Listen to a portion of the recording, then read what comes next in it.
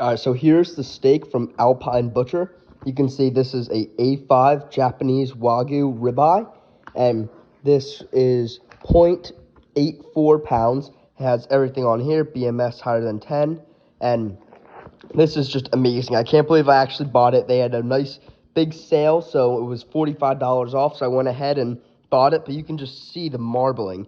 It's insane in the steak. So what I'm going to do is I'm going to cut off maybe a third of this and then eat some right now and then throughout the course of the week and then save the rest for later because this is just way too much. I don't need all of this right now.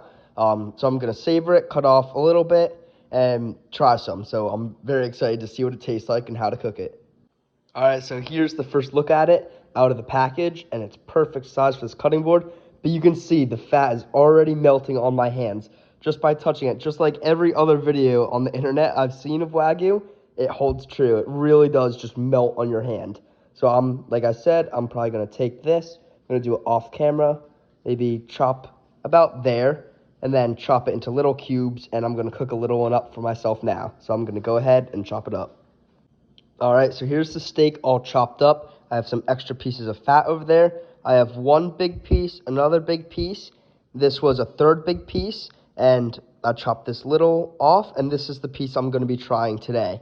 So you can see it is just so marbled, and it's probably just going to take maybe a minute or so to cook because you want to eat this at rare. And again, you see the oil all melting, or the fat all melting on me. So I'm going to go ahead and freeze the rest of it and go enjoy this piece. All right, so here's what I'm going to be cooking it on. This is a little 2.5-inch mini cast iron pan. So it's going to be perfect for this because I don't need to make a big mess with a big pan. So I'm going to go ahead, there's the trimmed piece, and lay it in there. There it is. I might just turn it down a little bit because it is a smaller pan and it heats up quicker. But you can see there it is going down. My first real, I had Japanese A5 Wagyu before, but it was top round, so it was nothing like this. It was basically just like a good marbled, almost ribeye, so it had not nearly as much fat as this has. So you can see already making its own pool of fat in there. That's why you don't even need to put anything in the pan, because it already makes its own. So I'm going to go ahead, I might throw a little bit of salt on it, and then I'm going to cook it, and in a minute, flip it over to the next side. All right, so it's been about, I would say, 30 to 40 seconds. I added a little bit of salt. I'm going to give it a flip. And you can see that beautiful crust on it already.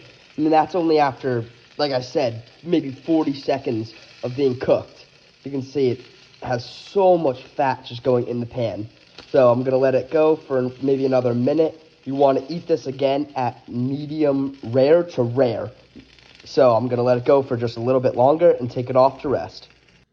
All right, so here's the finished piece. It's rested for a little bit. I'm going to go ahead and slice into it. It looks like it's a perfect cook on the inside because it's not too rare, because I don't love rare, but you kind of have to eat Wagyu a little bit rare. So it looks like I did perfect, and I'm going to go ahead and take a bite. That's going to be it for the video. That's me cooking Wagyu for the first time. So thanks for watching, and please subscribe.